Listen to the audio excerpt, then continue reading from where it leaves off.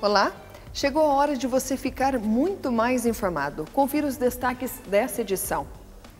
Policial militar desenvolve aplicativo de celular que auxilia no combate à criminalidade.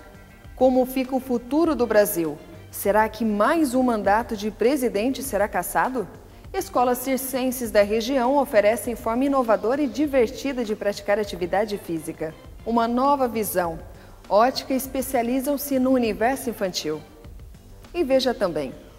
Você sabia que a sua própria casa pode estar sendo cenário de abuso, violência ou violação sexual?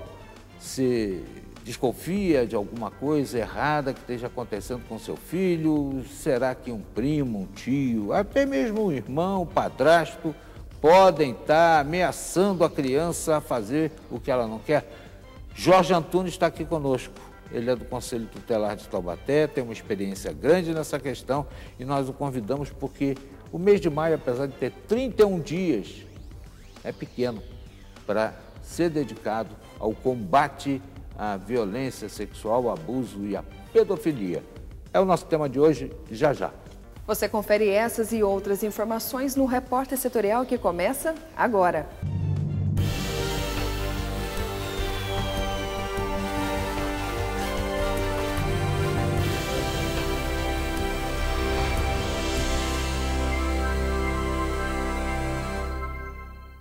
Seja muito bem-vindo, este é o Repórter Setorial na TV Digital e na web.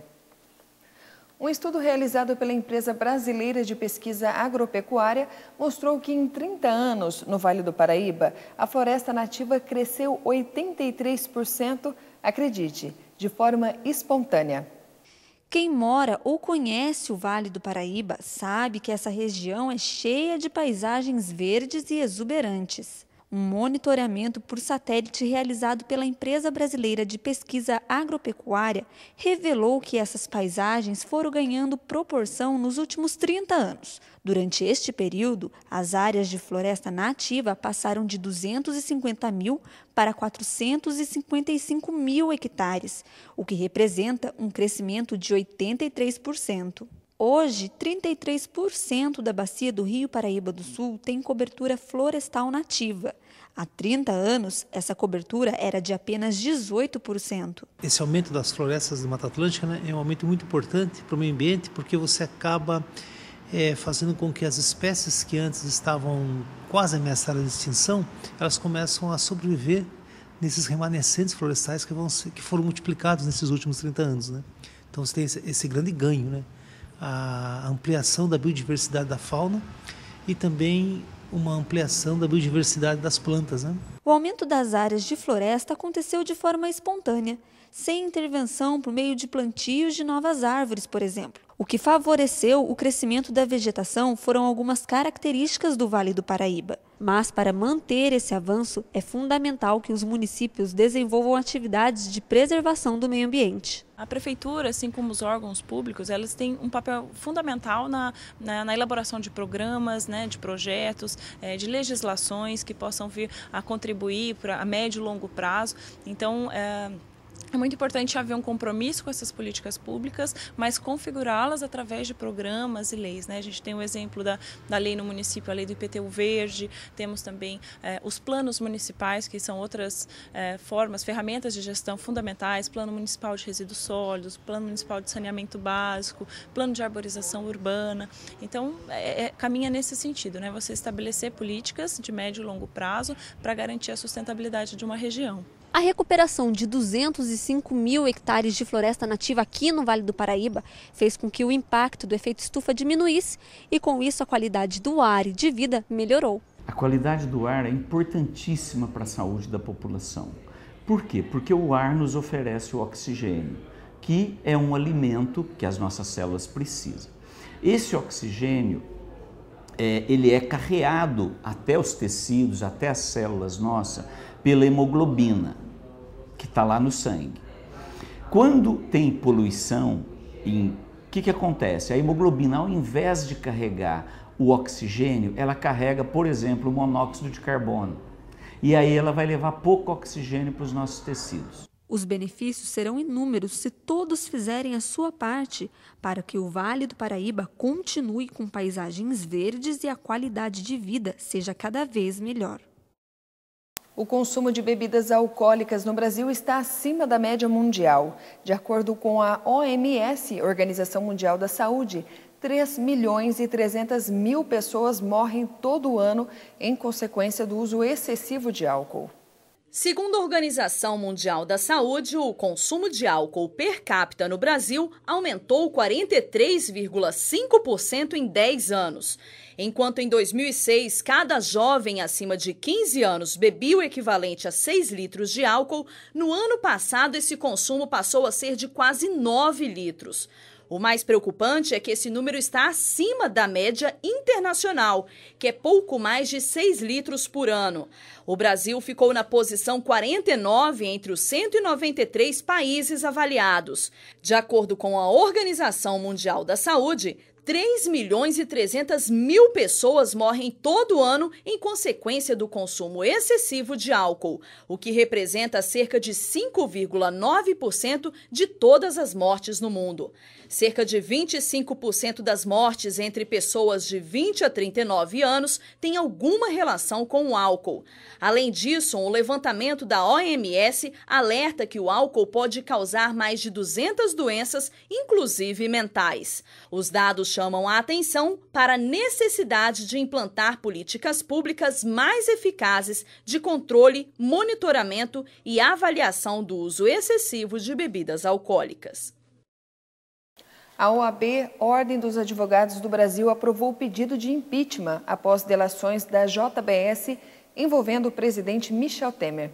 O Conselho Pleno da OAB levou em consideração as manifestações do senhor presidente da República, que em momento algum nega o conteúdo da conversa, que em momento algum desqualifica o que foi dito na conversa. Desqualifica, sim, o seu interlocutor, mas não o que foi dito na conversa. E, portanto, esta colocação do presidente da República significa a confirmação da veracidade do que foi ali colocado.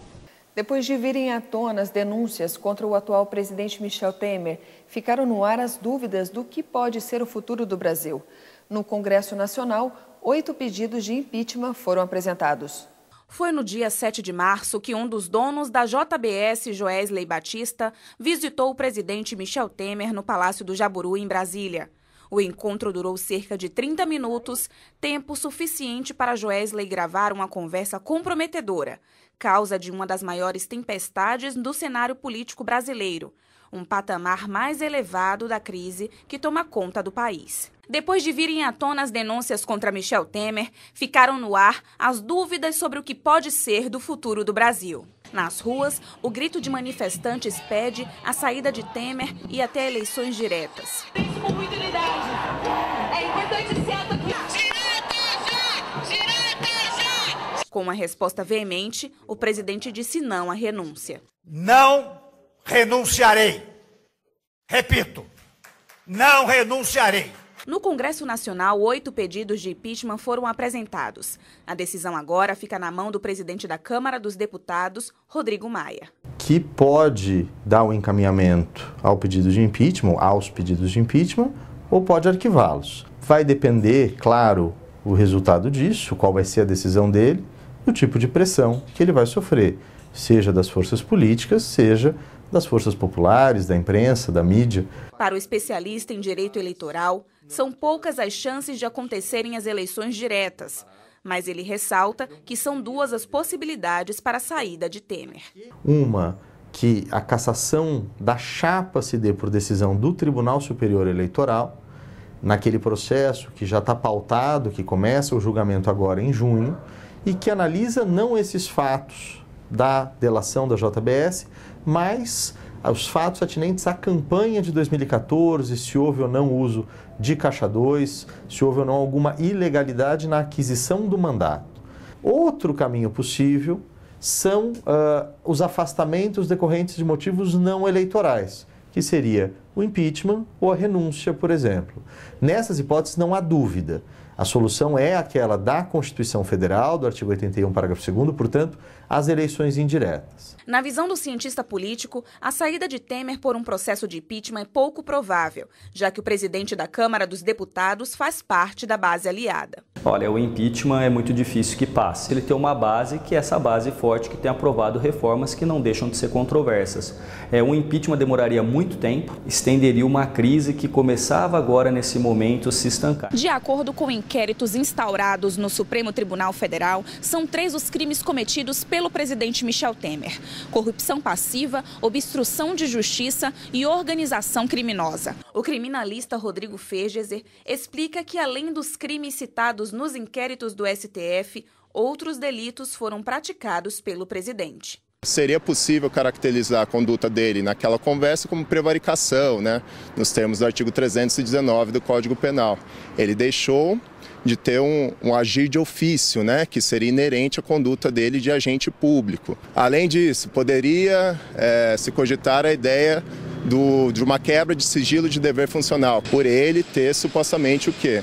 Dito, acerca dos rumos que seriam tomados na economia naquela conversa com o Joesley. Ele ressalta o crime de responsabilidade, o mesmo que levou ao impeachment da ex-presidente Dilma Rousseff. Um ponto que talvez fosse mais plausível de levar à queda do atual presidente seria a ideia de, novamente, um impeachment em razão de crime de responsabilidade, que na prática não é um crime, apesar de ter essa denominação, Levaria à perda do mandato e também à perda dos direitos políticos, Foi justamente por crime de responsabilidade que o Conselho Pleno da OAB votou pela abertura de processo de impeachment contra o presidente da República. O presidente da 36ª subseção da OAB, doutor Rodrigo Canelas, explica que essa prática ficou clara nos áudios entregues por Joesley Batista. Existem os outros crimes configurados também, porém o de responsabilidade é um que ele fica muito mais latente em razão até não somente do crime em si, mas do prejuízo que ele traz,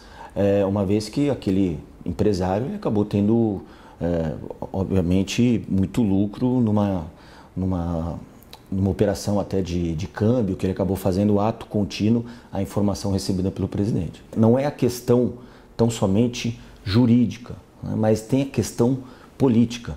O presidente da República hoje ele ficou sem condições políticas de administrar o Brasil. E a única forma de se evitar isto é através do impedimento, através do processo de impeachment, para que ele saia, se afaste e tenha aplicado aí, muito provavelmente, o que reza o artigo 81 da Constituição Federal.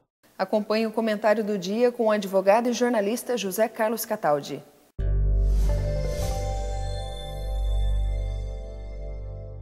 Amigos, um alívio para aqueles que nasceram entre setembro e dezembro e estão ávidos para receber lá o resultado da conta inativa do FGTS. A Câmara aprovou finalmente ontem, o aval para que essa medida provisória prospere. Só que a coisa não está totalmente resolvida. Eu explico por quê. Uma medida provisória tem validade por 90 dias. Depois, se ela não for referendada pelo Congresso Nacional, ela decai.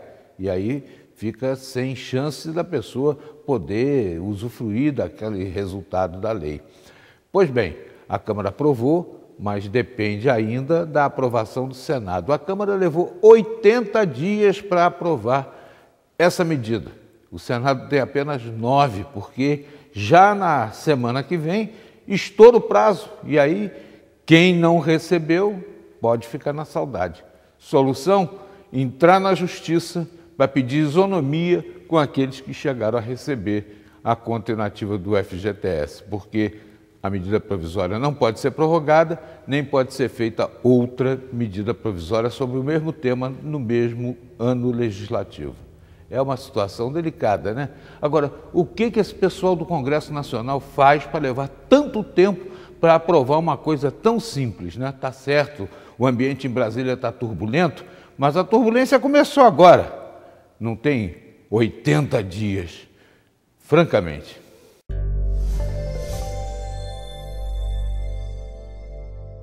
No próximo bloco você vai ver óticas focam no universo infantil.